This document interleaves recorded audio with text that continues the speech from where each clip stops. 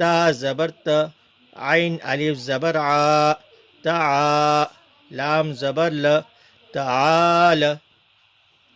یہ ہو گیا الف مدہ کا سبق اور اس کی مشق. اب ہم اس کو روانی سے پڑھیں گے. زاد، خوف، تاب، جاہد.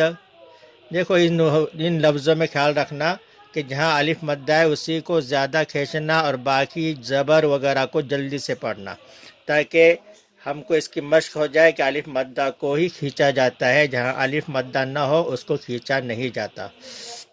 حاسب، جناح، شارب، فراغ، خادع، قاتل، صابر، تعال. یہ ہو گیا الف مدہ کا مکمل سبق اور اس کی مشق.